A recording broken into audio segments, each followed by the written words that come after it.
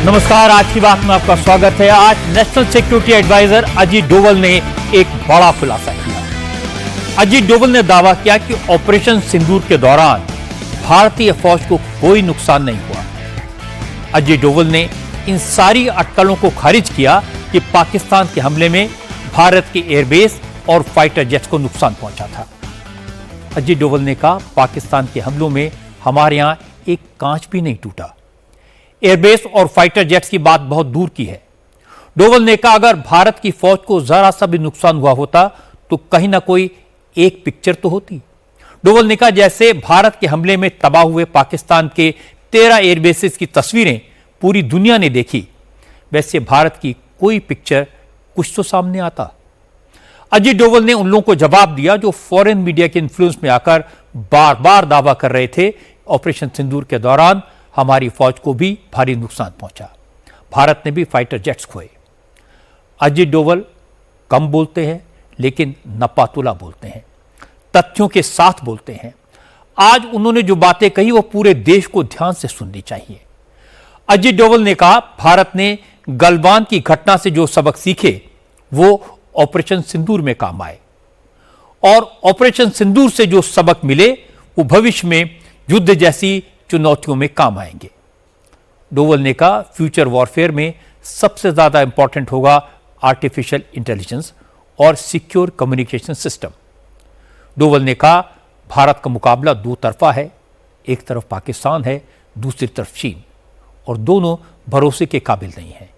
इससे भारत की तैयारी टू फ्रंट वॉर के लिहाज से होनी चाहिए, और इसके लिए भारत को डिफेंस में आत्मनिर्भर बनना सबसे जरूरी है।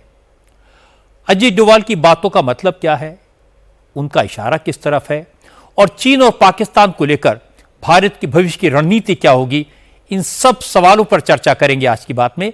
लेकिन पहले आपको दिखाता हूं आज नेशनल सिक्योरिटी एडवाइजर ने क्या कहा। अजीत डोवाल आज चेन्नई में थे, आईआईटी मद्रास के कॉन्वोकेशन में शामिल होने गए थे। सामने इंजीनियरिंग के बड़े बड़े प्रोफेसर, इंजीनियरिंग के स्टूडेंट्स थे। इसलिए अजीत डोवाल ने इस मौके पर देश की सुरक्षा, भविष्य की चुनौतियों और उनके समाधान में इंजीनियर्स के रोल की बात की। उदाहरण दिया पाकिस्तान और चीन का। ऑपरेशन सिंदूर और गलवान में चीनी सैनिकों के साथ हमारे जवानों की मुठभेड़ का भी जिक्र किया।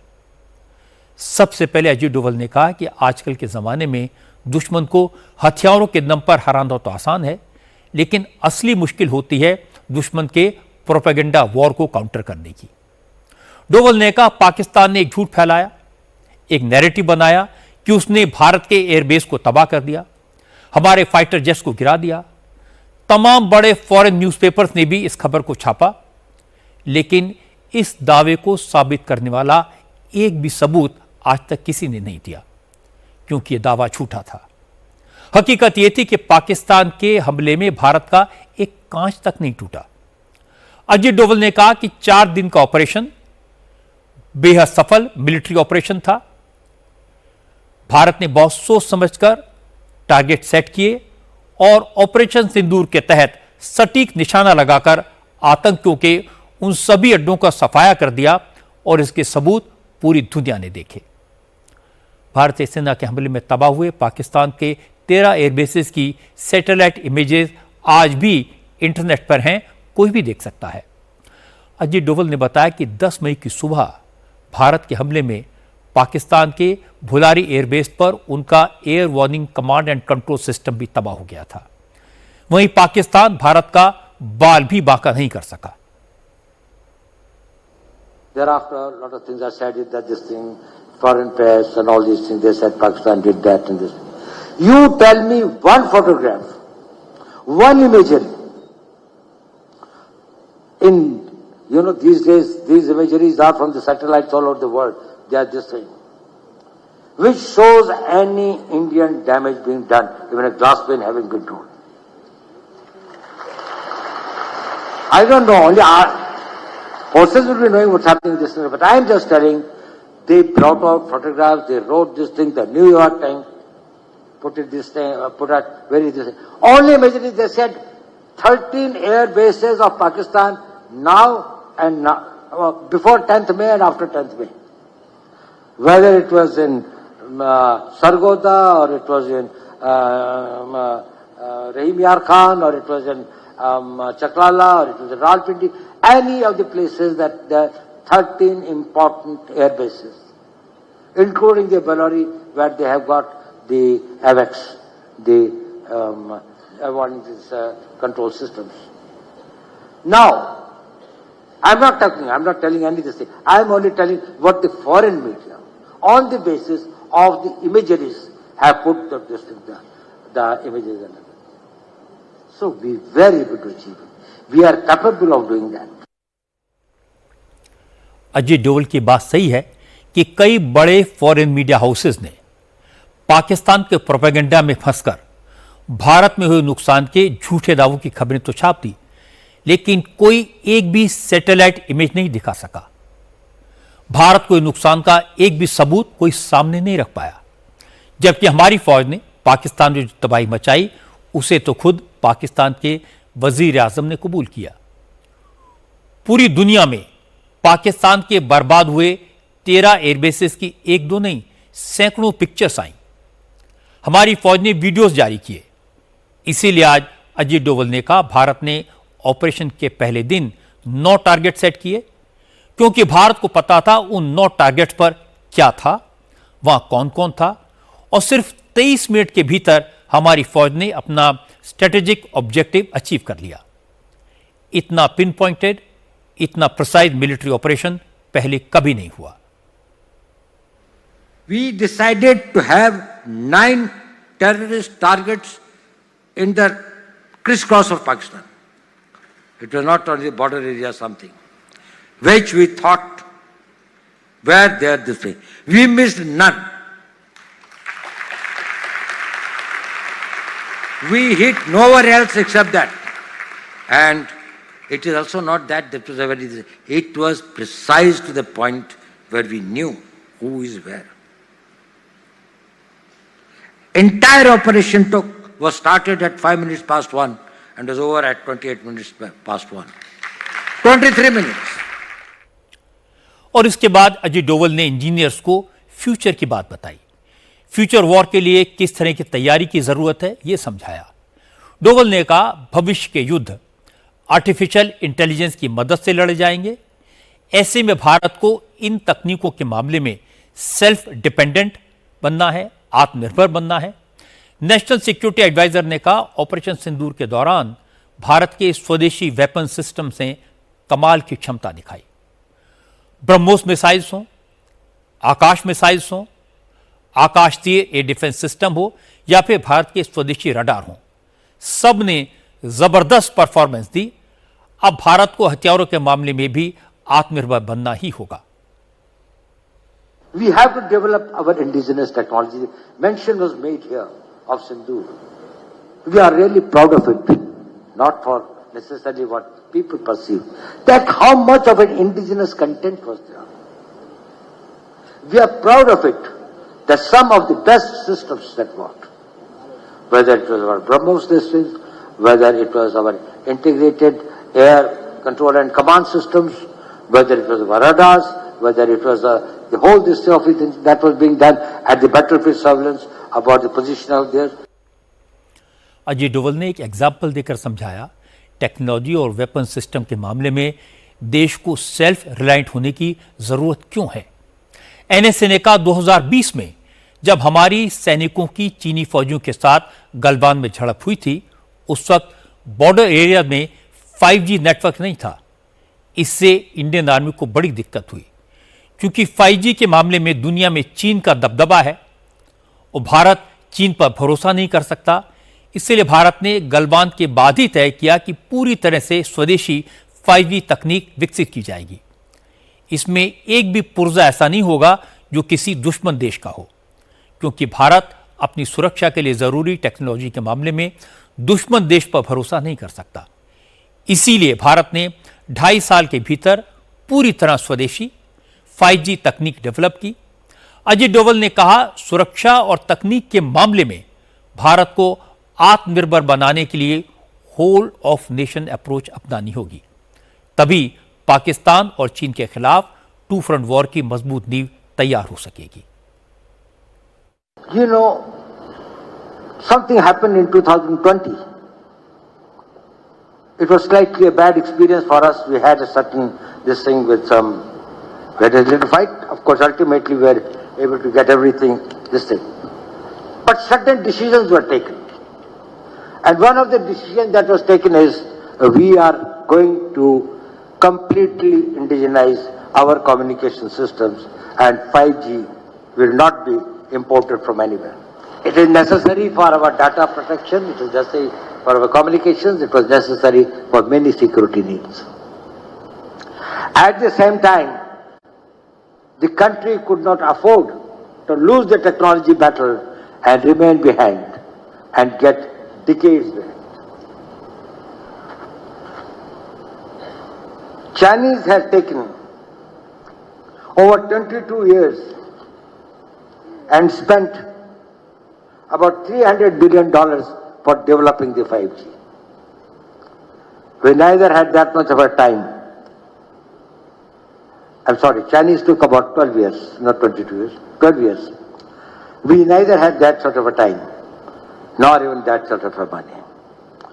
Whom did we turn to? We came and we talked with him. We wanted trusted sources. We wanted the system along with the private sector to work out. And within about 2.5 years, India was totally indigenous. And today's 5G, there's nothing foreign in that.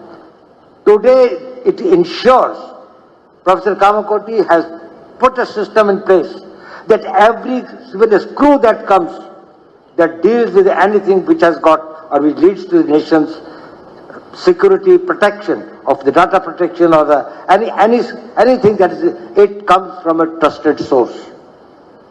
It's either made in India or it is something which is made by somebody who is very close to India. That concept was this thing when he said, how do we make our system totally insulated from any enemy influence and others? And we said that we will work for that. Ajit Doval की बातों का मतलब साफ है, भारत को आने वाले दिनों में एक अलग तरह के वॉरफेयर के लिए तैयार रहना है। हमें इस बात का एहसास होना चाहिए कि चीन और पाकिस्तान से एक साथ मुकाबला होगा। हमारी फौज इसके लिए तैयार है। भारत रक्षा में आत्मनिर्भरता के रास्ते पर है। हमारी रक्षा नीति का संकल्प दृढ़ है। हमारी सरकार का इरादा पक्का है। आर्म्ड फोर्सेस को खुली छूट है। जरूरत है रक्षा के सवाल पर सारे देश को एक होने की। न तो किसी को चीन की बात सुनने की जरूरत है, न पाकिस्तान के प्रोपेगेंडा से प्रभावित होने की आवश्यकता है। न अमेरिका से डरने की जरूरत है, न रूस के आगे झुकने की आवश्यकता है। यह देश हमारा है, इसकी रक्षा हम सबको मिलकर करनी है। कोई हमारी सहायता करने नहीं आएगा। सरकार को चाहिए वो सभी राजनीतिक दलों को साथ लेकर चले और सारे राजनीतिक दलों को रक्षा के मामले में सरकार के साथ खड़े होना चाहिए। आने वाले दिन सुरक्षा के लिहाज से देश के लिए इम्तिहान की घड़ी होंगे। अब रुक करते हैं सियासी खबरों का। महाराष्ट्र में एकनाथ शिंदे की शिवसेना के नेता संजय शिरसाट एक बड़ी मुसीबत में फंस गए। संजय शिरसाट महाराष्ट्र सरकार में मंत्री हैं। आज उद्धव ठाकरे की शिवसेना के नेता संजय राउत ने संजय शिरसाट का एक वीडियो सोशल मीडिया पर पोस्ट किया, जिसमें संजय शिरसाट एक कमरे में बेड पर बैठे दिखाई दे रहे हैं। उनका पेट डॉग कमरे में घूम रहा है और बेड के पास दो बैग रखे हैं, जिनमें एक में नोटों के बंडल भरे हुए दिखाई दे रहे हैं। इस वीडियो की टाइमिंग भी गौर करने वाली है, क्योंकि कल ही संजय शिरसाट को इनकम टैक्स डिपार्टमेंट का नोटिस मिला और आज नोटों से भरे बैग के साथ उनकी तस्वीरें सामने आ गई। दूसरी नोट करने वाली बात है कि संजय शिरसाट का वीडियो संजय राउत ने जारी किया। संजय राउत ने ट्विटर पर यह वीडियो पोस्ट किया और कमेंट देवेंद्र फडणवीस पर किया। संजय राउत ने लिखा, इस रोमांचक वीडियो को प्रधानमंत्री नरेंद्र मोदी और होम मिनिस्टर अमित शाह को जरूर देखना चाहिए कि आखिर देश में चल क्या रहा है। महाराष्ट्र के एक मंत्री का यह वीडियो बहुत कुछ कहता है। इसके बाद संजय राउत ने दूसरा ट्वीट किया, लिखा, मुझे देवेंद्र फडणवीस पर दया आ रही है। आखिर उन्हें कितनी बार देखना पड़ेगा कि उनकी इज्जत तार तार हो रही है। मजबूरी का दूसरा नाम फडणवीस। हालांकि संजय राउत ने यह नहीं बताया ये वीडियो कब का है, कहां का है। बैग में दिख रहे नोटों के बंडल किसके हैं? ये सारे सवाल संजय शिरसाट से पूछे गए तो उन्होंने कहा यह सब उद्धव के लोगों की साजिश है। ऐसा लगता है कि उद्धव ने एकनाथ शिंदे की पार्टी के सभी नेताओं के पीछे जासूस छोड़ रखे हैं। संजय शिरसाट से पूछा गया पैसा किसका है तो उन्होंने कहा कोई ब्लैक मनी घर में क्यों रखेगा, बैग में तो सिर्फ कपड़े थे। उद्धव ठाकरे की पार्टी को इस तरह की साजिश से कोई फायदा नहीं होगा। अरे आप समझ सकते हो ये जानबूझ के की साजिश है। मेरे घर में मैं बैठा हूँ, मेरा डॉग बैठा है, बनियान उतार के बैठा हूँ, चैन से बैठा हूँ, कोई तो भी उसका वीडियो निकाला है। मतलब ये लोगों को हर आदमी पे, हमारे हर आमदार पे रेकी कर रहे थे ये लोग। ऐसा रेकी करने की कोशिश भी की जा सकती है। हम तो ऐसे लोग हैं, कोई भी अपने घर पे आओ, खाना खाओ, चाय पियो, जाओ। कार्यकर्ताओं को संभालना हमारा काम होता है। शायद इसमें ऐसा इसका कोई एजेंट हो सकता है, लेकिन हम इसकी चिंता नहीं करते। ना हमने कभी वो ऐसा देखा है। तुम देखते हो ऐसा कोई रहता है क्या घर में पैसे की बात खुलेआम पड़ी है और अपन बैठे हैं? ऐसा नहीं होता। लेकिन ये साजिश की गई, उसका हम जवाब जरूर दें। आप समझ सकते हो कि इसने हर आमदार के पीछे, हर आदमी के पीछे ऐसे जासूस छोड़े और वो दिखाना चाहते हैं कि हम ऐसा कर सकते करके। संजय शिरसाट कुछ भी कहें, लेकिन इस वीडियो से उनकी सियासी मुश्किलें तो बढ़ेंगी। आदित्य ठाकरे ने कहा संजय शिरसाट के कमरे में जो बैग रखा है उसमें नोटों के बंडल साफ दिखाई दे रहे हैं। अगर संजय शिरसाट को वो नहीं दिख रहे तो इस बात की भी जांच होनी चाहिए क्या वो उस वक्त नशे में थे। संजय भी बहुचर्चित हुए हैं। उसमें संजय गायकवाड़ परसों जो गद्दार थे उन्होंने बुक्केबाजी की है। आज संजय शिरसाट है जो बनियान अंडरवेयर में बैठे हैं। बाजू में हम जिस खोखे के बारे में बात करते आए 50 खोखे एकदम ओके, वो शायद एक खोखा दिख रहा है। पहली बात तो यही है कि ये सारी हरकतें जो बनियान चड्डी पे हो रही है, बाजू में पूरे बैग भर के पैसा है, ये सारे नोट आए कहाँ के, कहाँ से आए, किसने दिए? क्या ऐसे कोई नोट लेके घूम सकता है? और परसों जो आईटी की नोटिस आई है जो बता रहे हैं, क्या कार्रवाई इनकम टैक्स करेगी? कुछ कार्रवाई मुख्यमंत्री महोदय के आदेश पर होगी कि नहीं होगी, ये बात जानना जरूरी है। अगर उनको पता नहीं वीडियो कहाँ से आया तो वो कौन से नशा में थे कि आंखें खुली है, फोन पे बात कर रहे हैं, लेकिन सामने कौन है पता नहीं है। कुछ किसी धुंध में थे, नशा में थे, क्या था? तो इसका भी जवाब और इसकी भी जांच होनी चाहिए कि क्या वो नशे में थे। इस्तीफे की मांग करने की जरूरत क्या है? क्या मुख्यमंत्री महोदय स्वयं कार्रवाई नहीं कर सकते? उनका इस्तीफा मुख्यमंत्री महोदय नहीं ले सकते? जो नोटबंदी के बाद कहा गया था कि 2 लाख के ऊपर कोई कैश नहीं रख सकता, क्या ये 2 लाख रुपए थे? लेकिन शरद पवार के एनसीपी ने इस मामले को अलग ट्विस्ट दिया। रोहित पवार ने कहा संजय शिरसाट जो चाहे कहें, लेकिन वीडियो में जो बैग दिख रहा है उसमें कम से कम 10 करोड़ रुपए थे, इसलिए इस मामले की जांच होनी चाहिए। रोहित पवार ने सवाल पूछा अचानक एकनाथ शिंदे की पार्टी के नेताओं के खिलाफ सारे केसेस सामने क्यों आ रहे हैं? शिंदे की पार्टी के नेताओं को ही इनकम टैक्स के नोटिस क्यों मिल रहे हैं? कहीं ये शिंदे पर प्रेशर बनाने की बीजेपी की साजिश तो नहीं? वहां पे जो वीडियो अपन ने देखा तो वीडियो में जो बैग है, बैग के अंदर जो पैसा है, वो पैसे का कैलकुलेशन अगर मोटा मोटी किया तो 10 करोड़ के आगे का वैल्यूएशन हो सकता है। उसमें इनकम टैक्स लॉ कहता है कि 20,000 के ऊपर आप आपके खुद पे वहाँ पे पैसा नहीं रख सकते, घर में 2 लाख के आगे नहीं रख सकते, लेकिन करोड़ों रुपए वहाँ पे क्यों है? इसलिए मैं विनती करता हूँ होम मिनिस्टर साहब को, इस पर कार्रवाई होनी चाहिए।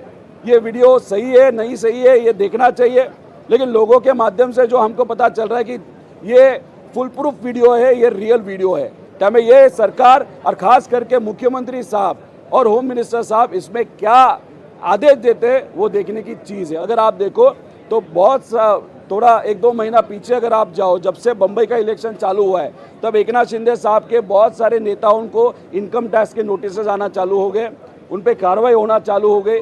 ऐसे ही पता चला है कि एकनाथ शिंदे साहब के फैमिली मेंबर पे भी इनकम टैक्स ने नोटिस वहाँ पे भेजा है। कहाँ पे? तो यहाँ पे एक दबाव तंत्र बीजेपी के माध्यम से एकनाथ शिंदे साहब पे किया जा रहा है, ऐसा हम सबको प्रश्न पड़ता है। कल शायद वो दिल्ली गए थे इसी सिलसिले में। अगर आप देखो तो बीजेपी के बहुत सारे मंत्री है, आमदार है, जिनके पास भी काला पैसा हो सकता है या करप्शन के चार्जेस है जिनके अगेंस्ट, तो उन पे भी कार्रवाई होनी चाहिए। अजीत दादा के पास भी बहुत सारे नेता है, उन पे भी कार्रवाई हो सकती है, लेकिन बीजेपी और दादा के पक्ष के लोगों पे या नेताओं पे कार्रवाई नहीं हो रही, सिर्फ शिंदे साहब के नेताओं पे कार्रवाई हो रही है, तो डेफिनेटली इसमें कुछ पॉलिटिकल स्ट्रैटेजी ये बीजेपी के माध्यम से हो सकती है। बड़ी बात है कि संजय शिरसाट को कांग्रेस के नेता नाना पटोले ने सपोर्ट किया। नाना पटोले ने कहा कोई घर में चोरी का पैसा नहीं रखता, इसलिए तिल का ताड़ बनाना ठीक नहीं है। किसी के घर में घुसकर उसके बेडरूम में ताक झांक करना गलत है। ये कोई बड़ा मुद्दा नहीं है, इस पर सियासत नहीं होनी चाहिए। लेकिन कांग्रेस विधायक दल के नेता विजय वडेट्टीवार ने कहा मुद्दा गंभीर है, इसकी जांच होनी चाहिए। वडेट्टीवार ने कहा संजय शिरसाट कह रहे हैं कि बैग में कपड़े थे तो उन्हें बताना चाहिए कि नोटों से बने कपड़े कहां से बनवाए। संजय जी के पीछे अभी 7.5 लगी है। जिस पार्टी में वो 7.5 ग्रह शुक्र शनि राहु केतु जो होते हैं वो उनको मानना ही पड़ता है। तो मेरे ख्याल से इसके ग्रह के पीछे शनि का ज्यादा असर ये दिख रहा है, क्योंकि उनके काम में उनके कार्य की पद्धति जो है, उनके बोलने का टोन है, वो सब उनको उल्टी दिशा में लेके जा रहा है। और साल रहा कि ये नोटों का बंडल की बैग तो दिखती है, वो कहते हैं कि ये कपड़े की बैग है। मुझे आनंद है कि अगर लोग नोटों के बंडल के कपड़े पहनने लगे तो ये तो बहुत बड़ा आनंद है। आजकल सबको नोटों के बंडल के कपड़े पहनने को मिले और नोटों से कपड़े बनाए और वो कपड़े पहने, ये मेरे ख्याल से ये पहला देश के अंदर में ये पहला किस्सा होगा जो नोटों से बने कपड़े हैं।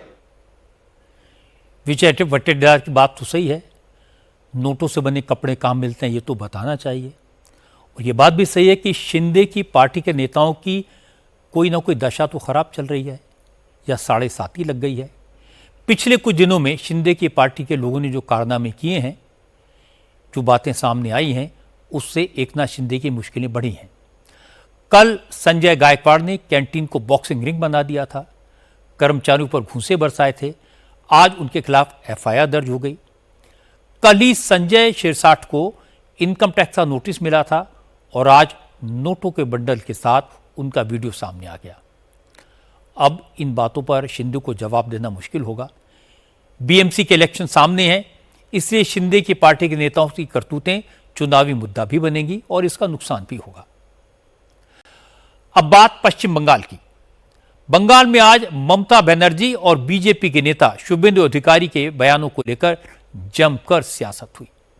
ममता की पार्टी तृणमूल कांग्रेस ने इल्जाम लगाया कि बीजेपी पूरे देश को नफरत की आग में झोंकना चाहती है। बीजेपी मुसलमानों के खिलाफ हिंदुओं को भड़का रही है। असल में हुआ यह कि जम्मू कश्मीर के मुख्यमंत्री उमर अब्दुल्ला ममता बनर्जी से मिलने कोलकाता गए थे।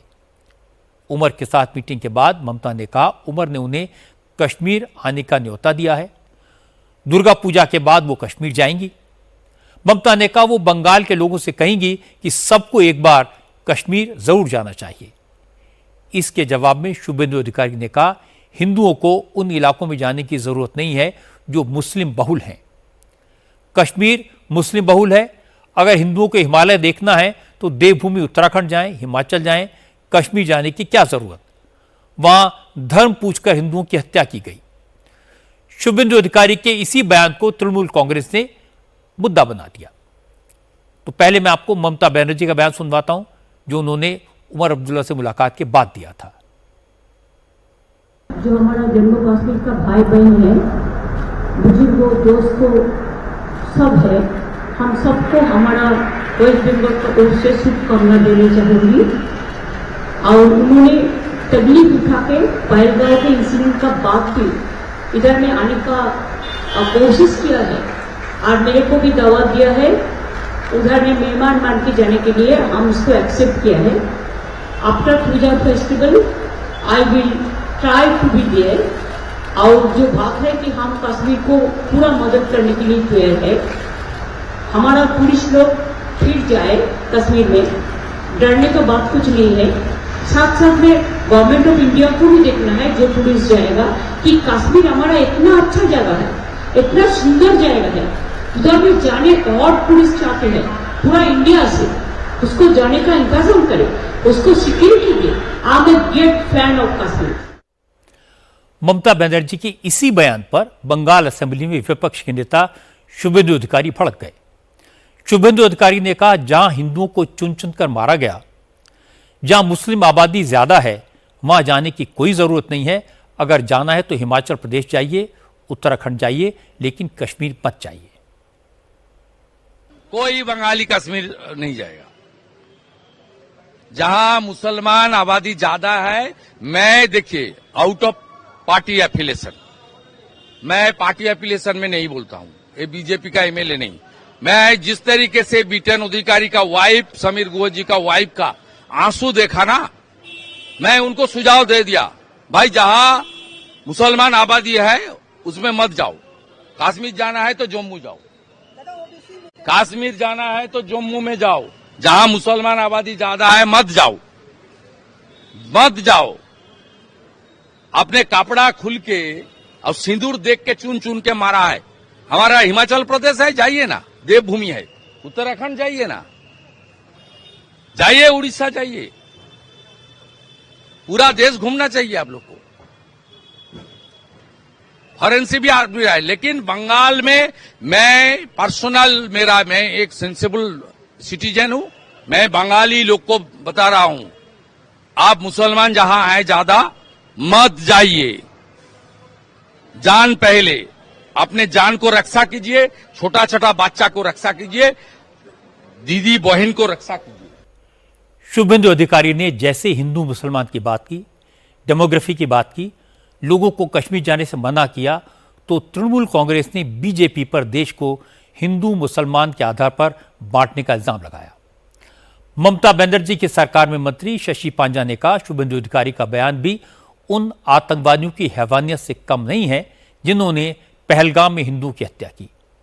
शशि पांजा ने कहा, शुभेंदु अधिकारी ने जो कुछ कहा वही बीजेपी के मंशा है, अब बीजेपी को इस पर जवाब देना चाहिए। बंगाल में जो लीडर ऑफ ऑपोजिशन है, विरोधी दल के नेता हैं शुभेंदु अधिकारी, वो बंगाल में फरमान जारी करने की कोशिश करके बोल रहे हैं बंगाल की जनता को कि आप लोग कोई भी पर्यटन के लिए कश्मीर मत जाइए, आप लोग कश्मीर मत जाइए, वो मुसलमान प्रदेश है, आप लोग हिंदू प्रदेश में जाइए, हिंदू पर्यटन स्थल में जाइए। ये तो बिल्कुल जो उग्रवादी आए थे और पहलगांव का जो कांड हुआ था, जो खून और हत्या हुई थी, उनकी जो सोच है, उनकी सोच के संग विपक्ष के दल जो बंगाल में है उनकी सोच में तो कोई फर्क नहीं है। दोनों एक ही तरह बोल रहे हैं कि हाँ, कश्मीर को तोड़ो, कश्मीर की आर्थिक व्यवस्था को तोड़ो, कश्मीर में अगर कोई पर्यटक जाएगा तो उसको डराओ धमकाओ। तो ये क्या समग्र भारतीय जनता पार्टी की ही राय है? इसके बाद कांग्रेस ने भी शुभेंदु अधिकारी के बयान पर एतराज जताया। अधीर रंजन चौधरी ने कहा, एक तरफ प्रधानमंत्री नरेंद्र मोदी खुद जम्मू कश्मीर में टूरिज्म को प्रमोट कर रहे हैं, लोगों से कश्मीर जाने की अपील कर रहे हैं, दूसरी तरफ उनकी ही पार्टी के नेता लोगों को कश्मीर जाने से रोक रहे हैं, तो क्या शुभेंदु अधिकारी नरेंद्र मोदी के खिलाफ हैं? ये मोदी जी खुद और बीजेपी पार्टी खुद ये कह रहे हैं कि कश्मीर को हम लोग नए सिरे से सिर्फ हिंदुस्तानी नहीं बल्कि सारे दुनिया की सैलानी जैसे आ सके उनके लिए ज्यादा से ज्यादा आकर्षक बनाए जाएंगे। और ये सत्तारूढ़ पार्टी के यहाँ के जो नेता अगर ये कहते रहे कि कोई बंगाली कश्मीर ना जाए, तो मोदी जी का जो सपना, वो सपना की साकार करने के विरोध कर रहे हैं। तो मुझे लगता है बीजेपी को खुद इनसे सवाल पूछना चाहिए कि मोदी जी को जो सपना उनको साकार करना है, ये उनको विफल करना चाहिए यहाँ के बीजेपी पार्टी के नेता। अधीर रंजन चौधरी सही बात कह रहे हैं। नरेंद्र मोदी कश्मीर में टूरिज्म को प्रमोट करते हैं, होम मिनिस्टर अमित शाह कश्मीर में टूरिज्म को प्रमोट करते हैं। नरेंद्र मोदी थोड़े दिन पहले कश्मीर में एक बड़े पुल का उद्घाटन करके आए हैं, लेकिन शुभेंदु अधिकारी अपने मन की बात कहने के लिए तत्पर हैं। आज वो फिर सामने आए। शुभेंदु अधिकारी ने आज फिर कहा, और यह भी कहा कि जो कहा वो उनका व्यक्तिगत बयान था, ये पार्टी की लाइन नहीं है, लेकिन वो मानते हैं कि बंगाल के लोग जहां जाएं वहां की डेमोग्राफी देखकर जाएं, जहां ज्यादा मुसलमान आबादी हो वहां ना जाएं। शुभेंदु अधिकारी ने कहा, अगर कोई मुसलमानों के खिलाफ कुछ बोलता है तो ममता बनर्जी को दर्द होता है, इसीलिए उनकी पार्टी इस पर इतनी हाई तौबा मचा रही है। ये मेरा पर्सनल स्टेटमेंट है, मैं एमएलए एलओपी के नाते नहीं बताया। आज भी मैं बता रहा हूं, जिस तरीके से पहलगाम इंसिडेंट का बाद बीटन अधिकारी का स्त्री समीर गो का स्त्री बताया था, तब मैं बंगाल का जो टूरिस्ट है उनको मैं सुझाव दिया, आप थोड़ा डेमोग्राफी देख के जाइए।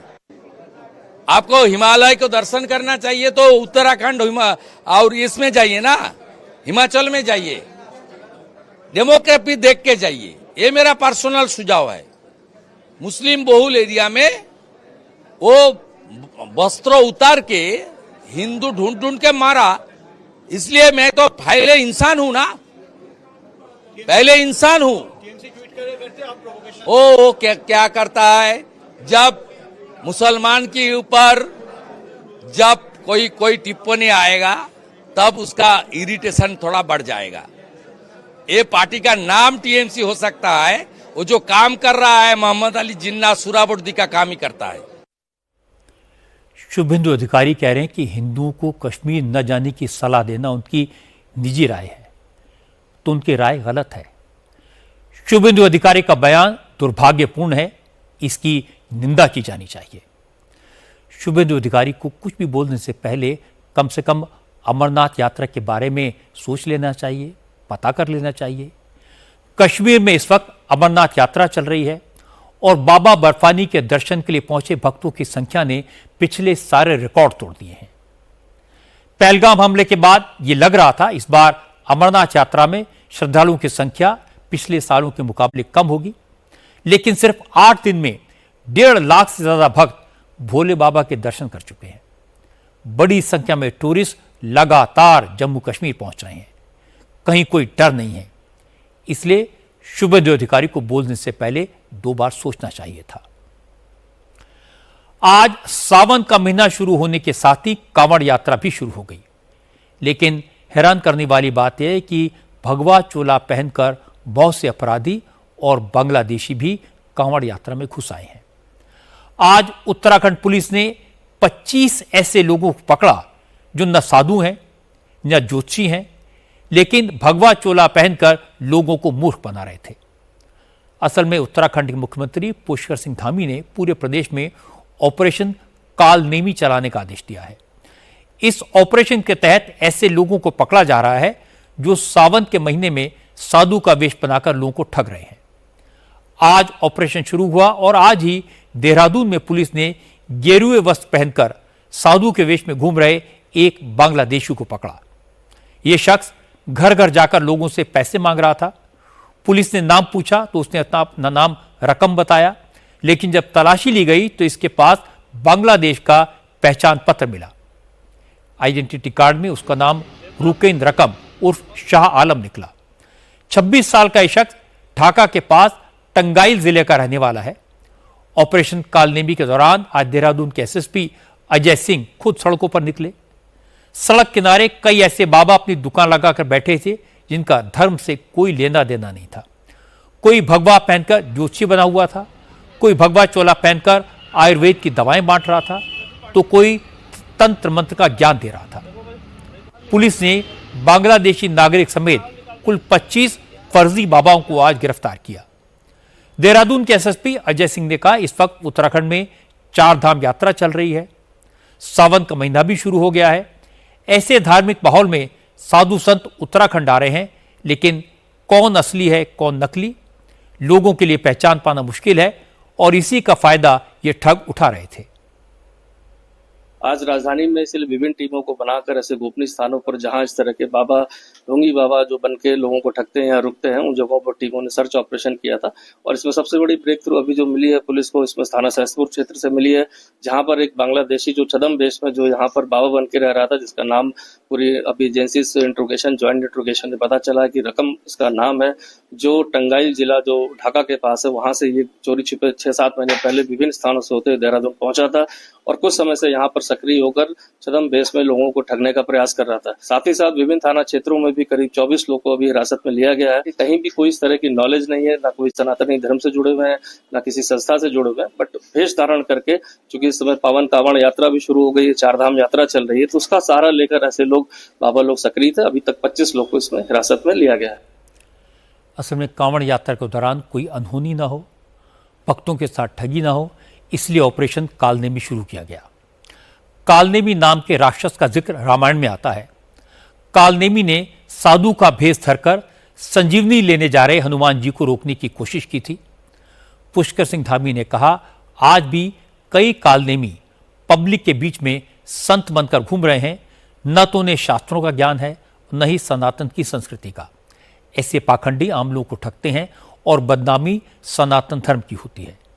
इसीलिए ऑपरेशन कालनेमी के जरिए ऐसे ठगों को पकड़कर जेल में डाला जाएगा। किसी भी प्रकार से धर्म की हानि करने वाले, आस्थावान लोगों को, श्रद्धालुओं को आहत करने वाले ऐसे छद्म वेशधारी जो अपना वेश बदलकर लोगों को ठगने का काम करते हैं, धार्मिक भावनाओं को आहत करते हैं, सनातन को नुकसान पहुंचाते हैं, उनकी धरपकड़ करने के लिए, उनकी पहचान करने के लिए, उनको चिन्हित करने के लिए, उनको लोगों के सामने वो इस प्रकार की कोई कृत्य न करें जिससे धर्म की हानि होती हो, सनातन को नुकसान पहुंचता हो। ऑपरेशन कालनेमी कल से चलाया गया है और ये लगातार चलेगा, क्योंकि देवभूमि स्वच्छ रहनी चाहिए। हर प्रकार से यहाँ पर पारदर्शिता होनी चाहिए हर क्षेत्र में, चाहे वो धार्मिक क्षेत्र भी हो हमारा। अगर बांग्लादेशी घुसपैठिए साधु के भेष में घूम रहे हैं तो ये बहुत चिंता की बात है। अच्छी बात है कि पुष्कर सिंह धामी ने फर्जी बाबाओं के खिलाफ मुहिम शुरू की है। ऐसे लोगों के खिलाफ एक्शन तो होना ही चाहिए जो धर्म का चोला ओढ़कर लोगों को ठगते हैं, लेकिन एक्शन उनके खिलाफ भी होना चाहिए जो कांवड़ लेकर निकले हैं लेकिन छोटी छोटी बात पर लाठी डंडे चलाते हैं, दंगा करते हैं। क्योंकि आज ऐसी 2 घटनाएं हुई। हरिद्वार में कांवड़ियों ने जमकर उत्पात मचाया। हरिद्वार के बहादुराबाद में एक कार कांवड़िए से टकरा गई। इस टक्कर में कांवड़ में भरा गंगा जल गिर गया। इस बात से कांवड़िए इतने नाराज हुए कि उन्होंने कार में सवार लोगों के साथ पहले जमकर मारपीट की, उसके बाद लाठी डंडे लेकर कार में भी तोड़फोड़ की। इस घटना में कार सवार लोग घायल हो गए। हंगामे की खबर पर हरिद्वार पुलिस मौके पर पहुंची और 3 कांवड़ियों को गिरफ्तार कर लिया गया। रुड़की में भी ऐसा ही घटना हुई। रुड़की में हाईवे पर जल लेकर आ रहे कांवड़ियों से एक कार टच हो गई। इसके बाद कांवड़ियों ने हंगामा शुरू कर दिया। लाठी डंडों और लोहे के रॉड से पूरी कार को तोड़ दिया। कार सवार की पिटाई की। इसके बाद हरिद्वार पुलिस ने हंगामा करने वाले गाजियाबाद के 5 कांवड़ियों को अरेस्ट कर लिया। हरिद्वार के एसएसपी परमेंद्र सिंह डोभाल ने कहा, उत्तराखंड में हर श्रद्धालु का स्वागत है, लेकिन अगर कोई धर्म की आड़ में उपद्रव करता है, लॉ एंड ऑर्डर खराब करता है, तो उसे बर्दाश्त नहीं किया जाएगा। 2 घटनाएं कल हमारे संज्ञान में आई थी। एक थाना बहादुराबाद में और दूसरा रुड़की में। दोनों ही कांवड़ टच होने के कारण, कांवड़ खंडित होने का आरोप लगा के इस तरीके से मारपीट की एक घटना हुई थी। पुलिस के द्वारा सख्त कार्रवाई इस पर की गई है। दोनों ही मामलों में अभियोग पंजीकृत करते हुए जो भी लोग कानून व्यवस्था को बिगाड़ने का इस तरीके की कोई कोशिश करते हैं, उसके खिलाफ हम लोग वैसे ही कार्रवाई करेंगे। धार्मिक यात्रा में दंगा करने वाले कांवड़ियों के खिलाफ पुलिस के एक्शन की तारीफ होनी चाहिए। मार पिटाई करने वाले ऐसे कुछ कांवड़ियों के कारण श्रद्धा भाव से कांवड़ यात्रा पर निकले करोड़ों भक्त भी बदनाम होते हैं। हालांकि सरकार ने कांवड़ रूट पर सुरक्षा के कड़े इंतजाम किए हैं। यूपी में पड़ने वाले कांवड़ रूट पर 29,000 से ज्यादा सीसीटीवी कैमरों के साथ साथ 395 ड्रोन के जरिए निगाह रखी जा रही है। यात्रा रूट पर एटीएस, आरएएफ और क्यूआरटी की तैनाती की गई है।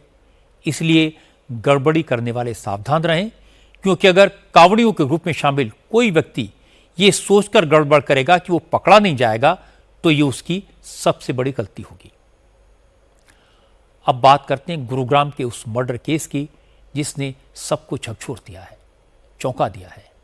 गुरुग्राम में international tennis player Radhika Yadav को उसके पिता दीपक यादव ने गोली मार दी। दीपक यादव ने मान लिया है कि उसने ही अपनी बेटी को मारा, लेकिन जिस बेटी को उसने नाजों से पाला, जिसके लिए उसने टेनिस की एकेडमी खुलवाई, उस लाडली बेटी को बाप ने क्यों मार डाला, ये बड़ा सवाल है। 25 साल की राधिका को उसके पिता दीपक यादव ने उस वक्त 3 गोलियां मार दी जब वो किचन में खाना बना रही थी। आज राधिका का अंतिम संस्कार कर दिया गया। राधिका की हत्या के आरोपी उसके पिता दिनेश यादव को कोर्ट ने 1 दिन की पुलिस कस्टडी में भेजा है। दीपक यादव ने अपनी जिस लाइसेंसी पिस्टल से बेटी पर फायरिंग की, उसके कारतूस उसने रेवाड़ी में अपने खेत में छुपा दिए थे। अब पुलिस इन्हें बरामद करेगी। इससे पहले पुलिस ने राधिका के घर से सीसीटीवी की डीवीआर भी सीज कर ली। पुलिस का कहना है कि दिनेश पूछताछ में सहयोग नहीं कर रहा है, बार बार बयान बदलता है। हत्या की असली वजह को लेकर भी पुलिस को शक है। असल में कल टेनिस प्लेयर राधिका यादव की जिस कोठी में हत्या हुई, उसमें 2 फ्लोर हैं। हत्या फर्स्ट फ्लोर पर हुई। मर्डर के वक्त वहां सिर्फ राधिका, उसके पिता दिनेश यादव और मां मंजू यादव मौजूद थे। गोली की आवाज सुनकर दिनेश के भाई वहां पहुंचे। उन्होंने किचन में राधिका को देखा, फिर उसे लेकर वो हॉस्पिटल गए। दिनेश के भाई ने ही पुलिस में एफआईआर दर्ज कराई। हालांकि घटना के वक्त उस फ्लोर पर मौजूद मंजू यादव ने पुलिस को बयान देने से मना कर दिया है। उनका कहना है कि उन्होंने कुछ नहीं देखा। शुरुआती पूछताछ में दिनेश यादव ने अपना गुनाह तो कबूल कर लिया, लेकिन उसने बेटी की हत्या क्यों की, दीपक यादव इसका जो जवाब दे रहा है वो किसी के गले नहीं उतर रहा। दिनेश ने पुलिस से कहा कि राधिका टेनिस एकेडमी चलाती थी, जिसे लेकर गांव के लोग उसे ताने देते थे कि वो अपनी बेटी की कमाई खाता है। बेटी के कैरेक्टर पर लोग सवाल खड़े करते थे, जो उसे अच्छा नहीं लगता था। दिनेश ने अपने बयान में कहा कि उसने बार बार राधिका से टेनिस एकेडमी बंद करने के लिए कहा, लेकिन वो नहीं मानी। इसी गुस्से में उसने उसकी हत्या कर दी। इसमें पुलिस के द्वारा कि उससे इंटरोगेशन की गई है, पूछताछ की गई है, तो उनके द्वारा इसमें बताया गया है कि वो उसकी टेनिस एकेडमी चलाने से नाराज़ थे, जिसको कि बंद करने को लेकर वो काफ़ी बार बोल चुके थे। एक्यूज़ का कहना था कि वो आर्थिक रूप से बिल्कुल समृद्ध है, तो उसकी लड़की को कोई भी ट्रेनिंग एकेडमी चलाने की ज़रूरत नहीं है। परंतु बार बार मना करने के बाद भी वो ट्रेनिंग एकेडमी चलाती रही और उसने बंद करने से मना कर दिया। इसी बात के ऊपर कुछ पारिवारिक विवाद हुआ और ये गुस्से में आकर के उन्होंने अपने लाइसेंसी वेपन से 3 गोलियां मार करके अपनी बेटी की हत्या कर दी। क्या एक पिता अपनी 25 साल की बेटी को सिर्फ लोगों के ताने की वजह से गोली मार सकता है? क्या घर में पैसे की कमी थी? इस पर दीपक गांव वालों का कहना है कि यह सब बेकार की बातें हैं। दीपक प्रॉपर्टी का काम करता है, उसके पास काफ़ी पुश्तैनी ज़मीन है। बदराबाद गांव में उसके कई घर हैं जिन्हें उसने किराए पर दिया हुआ है। गुरुग्राम और पटौदी में भी उसके कई प्रॉपर्टीज़ हैं, कई पीजी चलते हैं। गुरुग्राम में 4 कोठियां हैं। दीपक को प्रॉपर्टी के किराए से ही हर महीने लाखों रुपए की कमाई होती है। बेटी को टेनिस एकेडमी दीपक ने ही खुलवाई थी। एकेडमी का 35,000 रुपए किराया हर महीने दीपक ही देता था। लोगों का कहना है जिसके पास इतना पैसा हो, उसे भला कोई बेटी की कमाई का ताना क्यों देगा, कैसे देगा? कौन सी किराएदार तो बोलो तो 100 लीटर आदमी था बढ़िया, जो उनकी जमीन ये भी। हाँ अच्छा, ये भी है। और वो पूछते हैं मकान उनको। अच्छा। और वहाँ वे रहे वो भी उन्होंने खरीद रखे है सारे। तो पैसे वाला आदमी था। पैसा वाला मौज का है। गुड़गांव 4 मकान है उनका, मतलब जैसे बाहर खिला के लाया करता। 10-12 करोड़ रुपए लगा जाता उन्होंने छोरी पे। 10-15 दिन बाहर रही। अच्छा। तो माँ बाप गैल जाया करता। खेल अच्छे से तो आज तक खिला रहा हो, कई साल होगा उन्हें खिलाते है। कई तो ट्रॉफी जीत रखी उसने, छोरी जो मेरी है। पता चला कि राधिका टेनिस एकेडमी के अलावा सोशल मीडिया में भी एक्टिव होने की कोशिश कर रही थी। वो सोशल मीडिया इन्फ्लुएंसर बनना चाहती थी, रील्स बनाती थी, एक वीडियो एल्बम भी शूट कर रही थी। कहा जा रहा है ये बात दीपक यादव को पसंद नहीं आई। दीपक यादव के कजन राजकुमार ने बताया कि 4 दिन पहले वो राधिका के घर आया था। तब दीपक ने गर्व से बताया था कि राधिका टेनिस एकेडमी चलाती है। टेनिस सिखाने से लेकर उसे टूर्नामेंट के लिए बाहर ले जाने तक उसकी ट्रेनिंग में दीपक ने लाखों रुपए खर्च किए थे। राजकुमार ने कहा कि राधिका की दादी ने उसकी शादी के लिए लड़का तलाश करने को भी कहा था। उस दिन दीपक और बाकी परिवार से बात करके ऐसा जरा भी नहीं लगा था कि राधिका की टेनिस एकेडमी को लेकर दिनेश को कोई प्रॉब्लम है। इत्तेफाक से 4 दिन पहले मैं आया था। अच्छा। क्योंकि हमारे मौसा जी को पैरालाइज हुआ है। अच्छा। 2 महीने से वो बेड पे है। अच्छा। उनका हालचाल लेने आए थे, तो तब बैठे थे साथ ही, तो कुछ भी ऐसा नहीं लगा कि भाई बिटिया नहीं थी, दीपक था। हम मन ही पूछा था कि भाई बच्चे क्या कर रहे हैं, बेटा क्या कर रहा है, बिटिया क्या कर रही है, तो उसी ने बताया कि बिटिया कोचिंग दे दिया, एकेडमी चला रही है। तो उनकी बातों से लगा ही नहीं कि उनको कोई ऑब्जेक्शन है एकेडमी चलाने पे। बिटिया की इनकम से उनका घर ऐसा, ये तो गलत बात चल रही है। उनके अच्छी संपन्न परिवार है, भरा पूरा परिवार है। उनके और 3-4 पीजी है, पीजी से इनकम है उनका। हाँ, पीजी की इनकम है, तो ऐसा नहीं है। दीपक तो बेचारा बचपन से बिटिया को उसके शौक था टेनिस में, तो उसके शौक को आगे बढ़ाया, इस लेवल पे लाया, पैसे खर्च। टेनिस एक महंगा खेल है, उसके खेल को आगे बढ़ाया, उसके हुनर को बढ़ावा दिया, कोचिंग दिलाई, तो वो क्यों ऑब्जेक्शन करेगा। वो तो साथ जाता था ट्रेनिंग करवाने के लिए, साथ आना जाना होता था। ये कहा था दीपक ने? हाँ, वो उनकी दादी ने मेरे को कहा था। चर्चाएं चल रही थी कि भाई बिटिया की शादी भी करनी। हाँ, तो कोई अच्छा अगर घर मिले, अच्छा लड़का मिले तो बताना। कोई पिता अपनी होनहार बेटी को गोलियों से छलनी कर दे, ये सुनकर रूह कांप जाती है। बेटी इंटरनेशनल टेनिस प्लेयर थी। एक्सीडेंट के बाद उसने टेनिस एकेडमी खोली थी, बच्चों को ट्रेनिंग दे रही थी। जो पिता अपनी बेटी को टेनिस की ट्रेनिंग के लिए खुद लेकर जाता हो, जो मेडल जीतने पर बेटी पर नाज करता हो, वो सिर्फ इसलिए बेटी को मार देगा क्योंकि वो एकेडमी चला रही थी, ये बात गले से नहीं उतरती। बात कुछ और है, और वो सिर्फ दीपक यादव ही बता सकता है। बहुत तरह की अटकलें हैं, उनके बारे में बात नहीं करना चाहता, लेकिन इंतजार करना चाहिए दीपक यादव पुलिस को बताए कि उसने अपनी बेटी को क्यों मारा। आज प्रेसिडेंट द्रौपदी मुर्मू ने अनुपम खेर की नई फिल्म तन्वी द ग्रेट देखी। राष्ट्रपति भवन में स्पेशल शो देखने के बाद प्रेसिडेंट मुर्मू की आंखों में आंसू थे। अनुपम खेर आज आपकी अदालत में मेरे मेहमान थे। उन्होंने बताया कि तन्वी द ग्रेट थिएटर में तो अगले हफ्ते रिलीज होगी, लेकिन उन्होंने चीफ ऑफ आर्मी स्टाफ के लिए भी इसका स्पेशल शो रखा था, क्योंकि इस फिल्म में आर्मी के शौर्य और आम जनता के इमोशनल कनेक्ट को दिखाया गया है। यह फिल्म नेशनल डिफेंस एकेडमी के कैडेट्स को भी दिखाई गई। ऑटिस्टिक लड़की आर्मी परिवार की होती है और एक दिन अपने दादाजी को कहती है कि मैं भी आर्मी ज्वाइन करना चाहती हूं। It's very inspirational, it's very moving. Tanvi is very naughty, Tanvi is hilarious, Tanvi is a great singer. और जो हमको रिस्पांस मिला है, हमने इसका पहले वर्ल्ड प्रीमियर किया था कांस फिल्म फेस्टिवल में, standing ovation. London standing ovation, New York standing ovation, plus my friend and world के सबसे बड़े एक्टर रॉबर्ट डी नीरो आए थे फिल्म में देखने।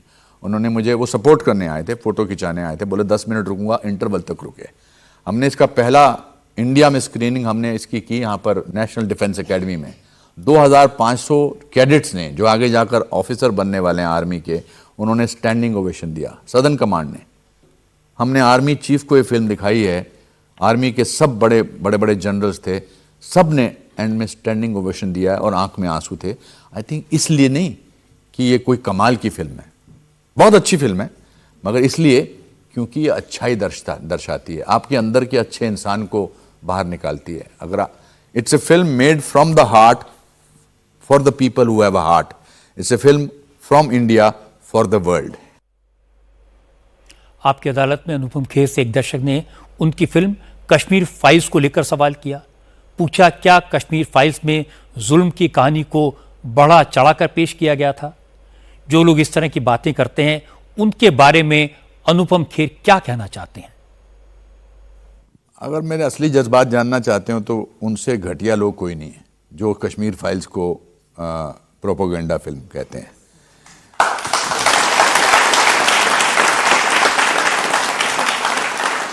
मैं ये कहना चाहूंगा कि कश्मीर फाइल में जो दिखाया गया वो सिर्फ 10% था। जो लोगों के साथ हुआ वो बहुत ज़्यादा खतरनाक हुआ था।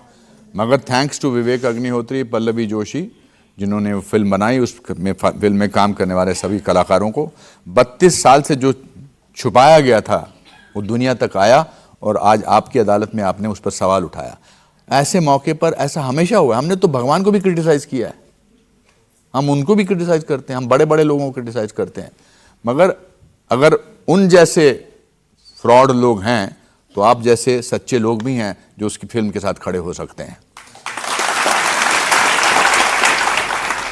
आपकी अदालत में अनुपम खेर की एक और आने वाली फिल्म के बारे में बड़ा खुलासा हुआ। कश्मीर फाइल्स के डायरेक्टर विवेक अग्निहोत्री आजकल बंगाल फाइल्स बना रहे हैं। इस फिल्म के नाम से ही जाहिर है इसका सब्जेक्ट क्या होगा। आपकी अदालत में इस फिल्म में अनुपम खेर का लुक रिवील किया गया। अनुपम खेर बंगाल फाइल्स में महात्मा गांधी की भूमिका में नजर आएंगे। अनुपम खेर ने बताया कि गांधी जी का रोल करने के लिए उन्होंने 1 साल तक ड्रिंक्स और नॉन वेज फूड से दूर रहने का फैसला किया और उनका यह व्रत अभी चल रहा है। ये विवेक अग्निहोत्री जी की फिल्म बंगाल फाइल्स है, उसमें मेरा ये रोल है। इनफैक्ट आपके शो में ये पहली बार ये रिवील हुई है लुक। मेरा बड़ा दिल था बहुत साल पहले भी कि बिकॉज गांधी जी का रोल जो है वो किसी भी एक्टर के लिए एक सपने का रोल है और इसके लिए मुझे बहुत मेहनत करनी पड़ी। मैं ज़्यादा डिटेल्स में इसकी बात तब बताऊंगा जब हम इसकी पब्लिसिटी करेंगे, बट मैं इतना ही कहना चाहूँगा कि मैंने इस रोल को करने के लिए अपार्ट फ्रॉम लूजिंग वेट वगैरह मैंने 1 साल तक ऑलमोस्ट अभी भी वो 9 अगस्त बाकी है, मैं I stopped having any non vegetarian, I did not have any drink because I wanted to internalise whole thing and जो मैंने आपको अभी दिखाया वो आपकी अदालत का सीरियस पार्ट है, लेकिन शो के दौरान अनुपम खेर ने दर्शकों को बहुत हंसाया। इस शो के प्रोमोस देखकर आपको अंदाजा हो गया होगा कि अनुपम खेर ने किस अंदाज में जवाब दिए। उन्होंने बाल उगाने के लिए क्या क्या पापड़ बेले, सिर पर बाल आ जाएं इसके लिए वो ऊंट के पीछे क्यों भागे। अनुपम खेर से पूछा गया हर फिल्म में वो हीरोइन के बाप क्यों बनते हैं। अनुपम खेर ने अपने उन चाचा की कहानी सुनाई जो 7वीं क्लास में 8 बार फेल हो गए थे। दिलवाले दुल्हनिया ले जाएंगे में उन्होंने शाहरुख खान के फादर का जो रोल किया था उस कैरेक्टर का आइडिया अनुपम खेर को कहां से आया, इसका जवाब भी बहुत इंटरेस्टिंग था। अनुपम खेर ने यह भी बताया कि 70 साल की उम्र में उन्होंने बॉडी बिल्डिंग क्यों शुरू की और उन्होंने रील्स बनाकर अपनी मम्मी को स्टार कैसे बनाया। आपकी अदालत का इंटरेस्टिंग शो आप देख सकेंगे शनिवार रात 10 बजे। Please welcome Anupam Kher. ऐसी शक्ल ऐसी बॉडी लेके आप एक्टर बनने चले गए। मुझे लगता था कि मेरे पास गोल्ड मेडल है, मुझे काम देंगे, लेकिन जब मैं जाता था लोगों के पास काम मांगने, वो कहते थे बाल तो है नहीं, आपको काम कैसे दे दें। बाल बहुत इंपॉर्टेंट थे। आप गोल्ड मेडल दिखाते थे, वो बाल देखते थे। करेक्ट। मैंने बहुत कोशिश की है बाल उगाने की। मुझे किसी ने कहा कि अगर आप ऊंट का सुसु लगाओ। आपकी अदालत शनिवार रात 10 बजे। चलते चलते आपको बता दूं कि पिछले साल आज के दिन पूरी दुनिया में चर्चा थी राधिका और अनंत अंबानी की वेडिंग की। 1 साल बाद भी इस शादी के रिसेप्शन की गेस्ट लिस्ट सबको याद है। इसका जिक्र होता है। एक तरफ जॉन कैरी, टोनी ब्लेयर और बोरिस जॉनसन जैसे वर्ल्ड लीडर्स, दूसरी तरफ किम कार्दाशियां और जेफ कून्स जैसे सेलिब्रिटीज। मैरिज हुई हिंदू ट्रेडिशन से, सारे रिचुअल्स भारतीय संस्कृति और परंपरा पर आधारित थे, पर पूरी दुनिया के लोगों ने इनको देखा। यहां आकर दुनिया के बड़े बड़े लीडर्स, बड़ी बड़ी कंपनीज के CEOs, Hollywood stars, international singers और मीडिया पर्सनैलिटीज को एहसास हुआ कि भारत दुनिया की स्पिरिचुअल कैपिटल है। इससे 2 मैसेज गए। एक तो भारत के एक सोशल इवेंट ने भारत की परंपरा को ग्लोबल मैप पर पहुंचा दिया, और दूसरा भारत की स्पिरिचुअल और कल्चरल पावर को पूरी दुनिया ने पहचाना।